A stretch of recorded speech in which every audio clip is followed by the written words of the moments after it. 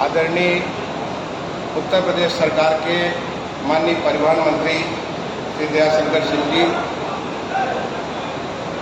माननीय सांसद श्री वीरेंद्र सिंह मस्त जी, माननीय सांसद श्री नीरज शेखर जी,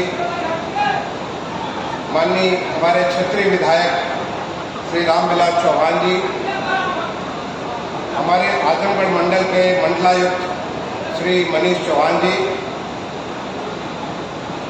इस जल जीवन मिशन कार्यक्रम के सर्वोच्च अधिकारी उत्तर प्रदेश शासन के प्रमुख सचिव श्री अनुराग श्रीवास्तव जी, इस कार्यक्रम को जमीन पर हकीकत में ले जाने वाले जल निगम ग्रामीण के प्रबंध निदेशक श्री बलकार सिंह जी, जनपद मऊ के जिलाधिकारी श्री अरुण कुमार जी, जनपद बलिया के जिलाधिकारी श्री रविंद्र कुमार जी, मऊ के पुलिस अधीक्षक श्री अविनाश जी, मंच पर आसीन हमारे अन्य सम्मानित अतिथिगण, आज के इस जल जीवन मिशन के अंतर्गत हर घर जल, हर नल में जल ग्राम संतृप्तिकरण सम्मेलन में उपस्थित समस्त देवियों, सज्जनों, प्यारे बच्चों, हमारे मऊ जनपद के विभिन्न ऐसे गांव जो संतृप्त हो चुके हैं, उनसे आए हुए ग्राम प्रधानगण, वहां के जल समितियों के सदस्यगण, साथियों, मैं सबसे पहले तो आप सभी मेरे गांव में पधारे हैं। आप सभी मेरे गांव पर किसी न किसी प्रकार से आप आशीर्वाद दे रहे हैं। इसके लिए मैं अपनी तरफ से, अपने गांव के समस्त वासियों की तरफ से आप सबका अभिनंदन करता हूं, आप सबका हृदय से धन्यवाद देता हूं। मैं बहुत अनुग्रहित हूं कि आज हमारे प्रदेश शासन के माननीय परिवहन मंत्री जी, जो हमारे बगल के जनपद बलिया के रहने वाले हैं, वो यहाँ पर मुख्य अतिथि के रूप में स्थित हैं। माननीय सांसद श्री मस्त जी, माननीय सांसद श्री नीरज जी, हमारे क्षेत्रीय विधायक श्री रामविलास चौहान जी, आप सब यहाँ पर उपस्थित हैं। आप सबके प्रति मैं बहुत ही कृतज्ञता ज्ञापित करता हूँ। आप सभी अवगत हैं कि जल का हमारे जीवन में क्या महत्व है। अगर आप देखें तो हमारे शरीर की 2/3 भाग तो जल ही है, यानी हम वास्तव में हम जल है, सॉलिड तो हम दिखते हैं, लेकिन वास्तव में हम जल ही जल है।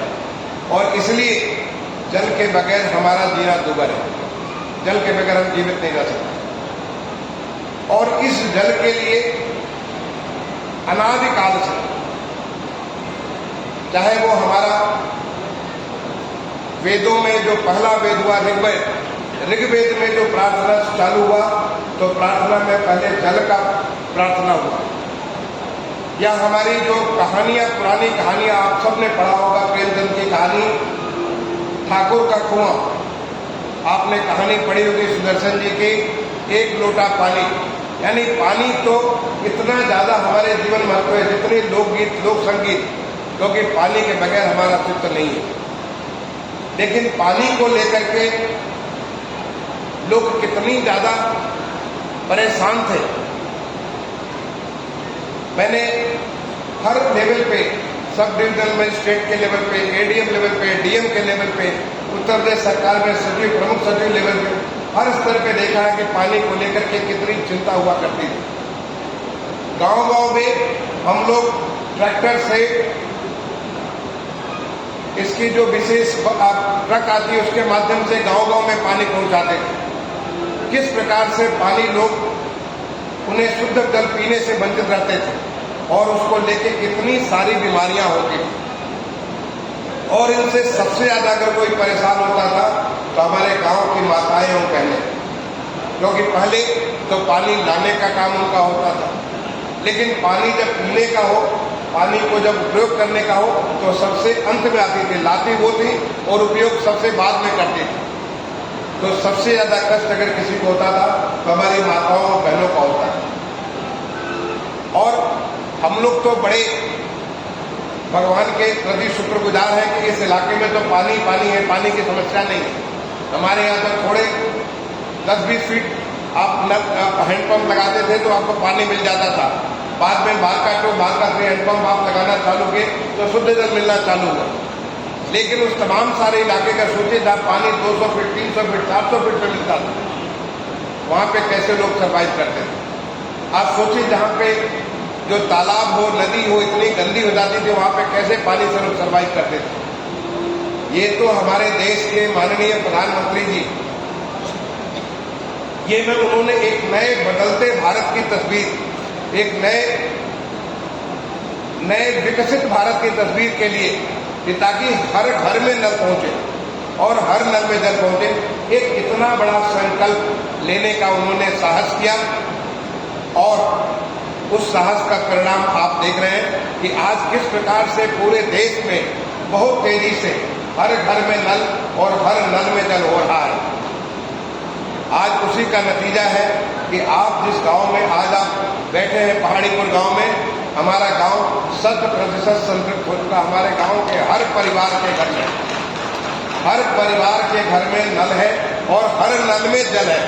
और वो जल ऐसा है जो आप पी सकते हैं, जिससे स्नान कर सकते हैं, जिससे आप आचमन कर सकते हैं, हर काम कर सकते हैं।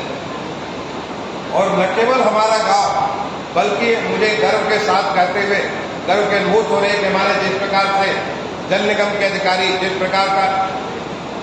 जो कोशिश हमारे माननीय मुख्यमंत्री जी ने पूरे प्रदेश में जिस ऊर्जा के साथ काम किया है, उस ऊर्जा का नतीजा है कि आज हमारे जनपद के 75 गांव, 75 गांव आज इस हर घर नल और हर नल जल से संतृप्त हो चुके हैं। पूरे जनपद में लगभग 1600 गांव में 75 गांव संतृप्त हो चुके हैं और बचे हुए जो गांव हैं अगले 1-1.25 साल के भीतर 100% सारे के सारे गांव में हर घर में नल और हर नल में जल होगा। हमारे बगल का जो जनपद बलिया है, जहाँ के माननीय मंत्री जी हैं, माननीय सांसद जी, दोनों सांसद जी वहाँ पे बलिया से हैं। बलिया में वहाँ भी लगभग 1500 गांव हैं और उसमें से 122 गांव आज संतृप्त हो चुके हैं। वहाँ पे हर घर में नल और हर नल में जल हो चुका है। और अगर हम पूरे प्रदेश की बात करें तो लगभग 1400 गांव कुल मिलाकर के हमारे 97,000 गांव है, जिसमें 1400 गांव पूरी तरह से संतृप्त हो चुके हैं और बाकी संतृप्तिकरण के रास्ते पे चल रहे हैं। आपने शायद कल माननीय मुख्यमंत्री जी का भाषण सुना होगा, जिसमें वो हमारे संविधान के निर्माता डॉक्टर भीमराव अम्बेडकर जी की जयंती पर बोल रहे थे। बड़े गर्व के साथ हमारे माननीय मुख्यमंत्री जी ने प्रदेश की जनता को बताया कि कल ही हमारे प्रदेश में 1 करोड़ घरों में ये हर घर में नल और हर नल में जल के द्वारा संतृप्त किया जा चुका है। 1 करोड़ जो बहुत बड़ी।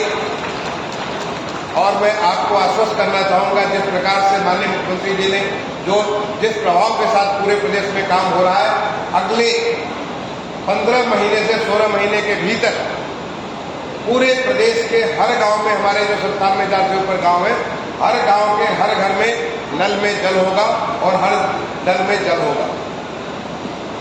और ये जो पानी पहुंचाया जा रहा, चाहे वो सरफेस वाटर हो, चाहे वो अंडरग्राउंड वाटर हो, वो वाटर ट्रीट करके इस प्रकार से पहुंचाया जा रहा है कि जिससे आप सीधे अपने नल से पानी पी सकते हैं। लेकिन ऐसे में आपके घर में पानी तो पहुंच सकता है, ये पूरी की पूरी व्यवस्था, इसकी व्यवस्था हो सकती है। कितनी मुश्किल व्यवस्था आप सोच भी नहीं सकते थे आज से कुछ साल पहले, आज पूरे प्रदेश में, पूरे देश में होता हुआ नजर आ रहा है। यहीं पे हमारे गांव वालों का, हमारे गांव वासियों का, आपकी भी बड़ी जिम्मेदारी हो जाती है।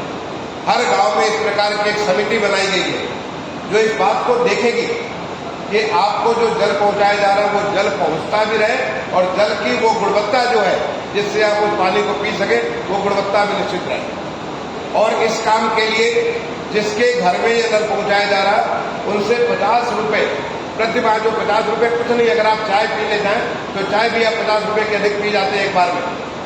50 रुपये महीने का वसूली करके और उसके माध्यम से वो समिति उसको मेंटेन करेगी। आप सोच सकते हैं इस कार्यक्रम के माध्यम से पूरे प्रदेश में कितने करोड़ों लोगों को रोजगार मिल गया। हर गांव में ऐसी महिला को प्रशिक्षित किया गया जो कि प्लम्बर के तौर पे जो कि इस योजना को चला सकती है, जो सुनिश्चित कर सकती है कि नल में आपके किसी प्रकार की कोई कठिनाई हो तो उसको वो दूर कर सकती है।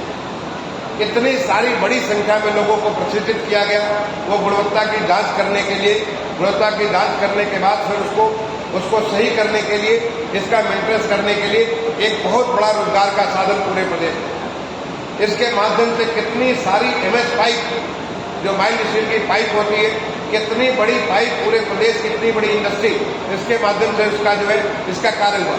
ये हमारी अर्थव्यवस्था को भी आगे बढ़ाने का एक बहुत बड़ा साधन है। तो एक तरफ तो हमें हर घर में नल और हर घर में जल हो रहा है, लेकिन साथ ही साथ हमें इस जल को संरक्षित करने के लिए भी हर नागरिक को ये हमारा दायित्व बनता है कि हम एक भी ड्रॉप पानी बेकार न जाने पाए।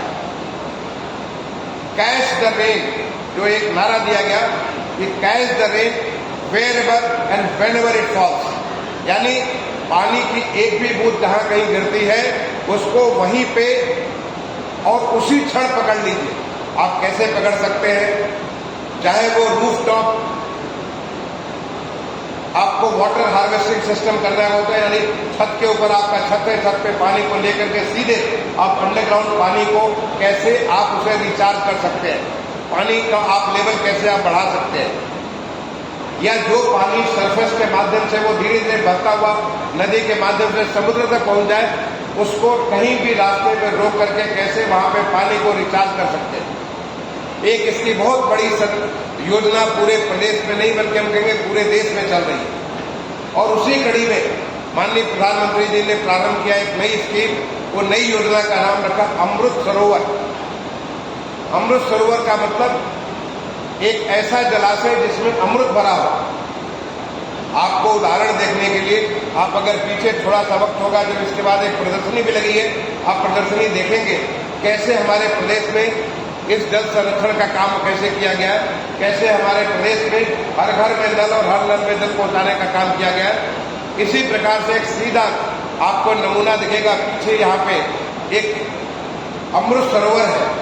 ये अमृत सरोवर जब हम लोग छोटे बच्चे हुआ करते थे, जब हम छोटे बच्चे होते थे तो एक छोटा सा एक पोखरा हुआ करता था। इस पोखरा में हम लोग स्नान करते थे, इस पोखरे में हम लोग तैरा करते थे, इस पोखरे में हमारी माँ बहन, हमारी तमाम सारे जो बहुत सारे पूजा त्यौहार होते हैं, हर त्यौहार में पानी का प्रयोग होता है। यहाँ पे पूजा त्यौहार वगैरह का जो यहाँ हुआ करता था, लेकिन कालांतर में ये पोखरा हमारा पूरा पट गया। यहाँ पे बिल्कुल पानी नहीं था। जब पानी बरसता था तो शायद थोड़ा सा पानी इकट्ठा हो जाता था और महीने 2 महीने में सूख करके दोबारा खत्म हो जाता था। अब आप जाकर के देखेंगे जो माननीय प्रधानमंत्री जी की प्रेरणा से पूरे देश में अमृत सरोवर बनाने की एक स्कीम चली है, उसके तहत ये भी हमारा अमृत सरोवर एक हमारे गांव के स्वतंत्रता संग्राम सेनानी के नाम पे ये अमृत सरोवर की संरचना कर दी गई और आज इसमें जल भी है और इसके आसपास बैठने के लिए इतने सारे पेड़ लगा दिए गए। आने वाले समय में एक ये बहुत इम्पोर्टेंट, बहुत ही महत्वपूर्ण पब्लिक प्लेस, एक सामुदायिक केंद्र बन रहा है, जहाँ पे लोग आएंगे, बैठेंगे, आपस में विचार विमर्श करेंगे, भाईचारा बढ़ेगा। और ये हमारे इस गांव में जो अमृत सरोवर बना है, इस प्रकार का हमारे पूरे प्रदेश में 10,000 से ज्यादा अमृत सरोवर पूरे प्रदेश में बन गए। और यही नहीं, हर गांव में 2-2 अमृत सरोवर बनाने का कार्य भी पूरे प्रदेश में तेजी से चल रहा है। और मैं सोचता हूँ बहुत तेजी से ये अमृत सरोवर के माध्यम से पूरा का पूरा जल को संरक्षित करके, यहाँ के वाटर टेबल को बढ़ा करके, यहाँ से हमारे क्योंकि किसान भाई जो पानी पे निर्भर करते हैं, हमारे गाय गोरू जो हमारे जानवर हैं वो भी पानी पर निर्भर करते हैं, चिड़िया भी पानी पर निर्भर करती है, वो सबके लिए ये पानी का संरक्षण पूरे प्रदेश भर में हो रहा है। और साथ ही साथ जहाँ भी अमृत सरोवर बनाया जा रहा है वहाँ पे अमृत वन भी बनाए जा रहे हैं। अमृत वन का मतलब है कि वहाँ पे यहाँ पे हमारे डीएफओ साहब हैं, जो यहाँ के डीएफओ साहब हैं, यहाँ पे इस प्रकार के वृक्ष लगाए जा रहे हैं जो कि आने वाले समय में एक अमृत वन का रूप ले रहे हैं। और ये पूरे प्रदेश में ये कार्य हो रहा है। जहाँ तक वनीकरण का सवाल है, वनीकरण में पिछले साल हमारे प्रदेश में 35 करोड़ वृक्ष लगाए गए थे। पिछले 6 सालों में 1 135 करोड़ वृक्ष लगाए जा चुके हैं और ये संकल्प है राज्य सरकार का कि हर साल हम 35 करोड़ वृक्ष लगाएंगे। यानी पूरे प्रदेश का वृक्षारोपण करके जब वृक्ष लगेंगे तो वृक्षों के माध्यम से जल संरक्षण भी होगा और उसके माध्यम से हमारे जो खेत के किसान को बहुत सारा फर्क आएगा। अभी तो खुशी की बात है कि थोड़े समय पहले, कुछ 4-5 महीने पहले माननीय सर्वोच्च न्यायालय ने बहुत दिनों से एक रोक लगी हुई थी। हमारी जो इंडस्ट्री, जो हमारा उद्योग है, कास्ट उद्योग है, जो लकड़ी के बेसिस पे उद्योग चलता है, वो सारे उस पर रोक लगा हुआ था। उस जो एनडीटी ने रोक लगा रखा था लगभग 40 साल से, वो रोक सुप्रीम कोर्ट ने हटा दिया और आज बहुत तेजी से हमारे प्रदेश में काफी सारे, मैंने देखते देखते पिछले 4-5 महीने में करीब 1500 नए लाइसेंस दे दिए गए लकड़ी के उद्योग के। और इसका फायदा किसको मिलेगा? हमारे किसान भाई को फायदा मिलेगा। अब आप किसान भाई, आप अपने पेड़ों के ऊपर पेड़ लगा सकते हैं। आप निश्चिंत हैं कि आपका पेड़ यहीं पे कोई इंडस्ट्री है जो कि यहां से काट कर ले जाएगी और उसका उपयोग करेगी।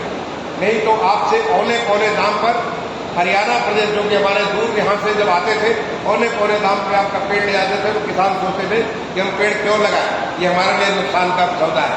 लेकिन अब जब ये किसान हमारे पेड़ लगाएंगे, उस पेड़ को जो सीधे उनका लाभ मिलेगा, जो यहाँ की इंडस्ट्री इसका उपयोग करेगी, तो ये भी एक नया साइकिल बनेगी जो कि जल संरक्षण को, पर्यावरण संरक्षण को, पर्यावरण के बारे में बहुत बड़ा उपयोग, बहुत बड़ा लाभ देगी।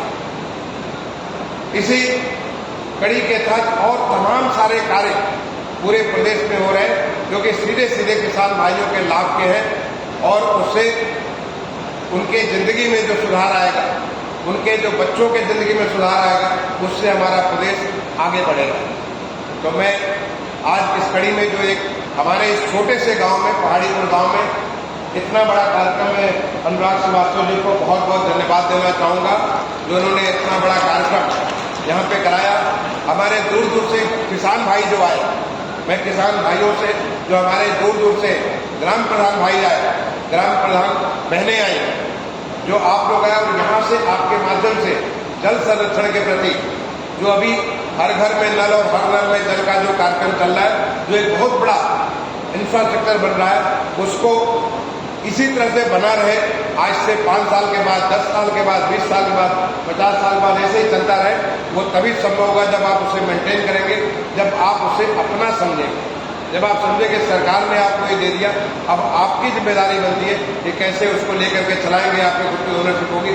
इसके लिए इतना बड़ा सम्मेलन किया, मैं उसके लिए आपको, अनुराग श्रीवास्तव साहब को, बरकार सिंह को और उनकी पूरी टीम को बहुत बहुत तहे दिल शुक्रिया अदा करता हूँ कि आपने इसके माध्यम से हमारे पूरे न केवल जनपद को बल्कि जनपद के आसपास के मंडलायुक्त महोदय के माध्यम से पूरे मंडल तक इस बात को पहुंचाएंगे कि हमें जल को संरक्षित करना है। हमें जो नल सरकार दे रही है उस नल को संरक्षित रखना है, उस नल का प्रयोग करना है और आने वाले समय में हम अगर पानी पिएंगे तो इसी नल का पानी पिएंगे और उसको अच्छी गुणवत्ता के साथ मेंटेन करके रखेंगे।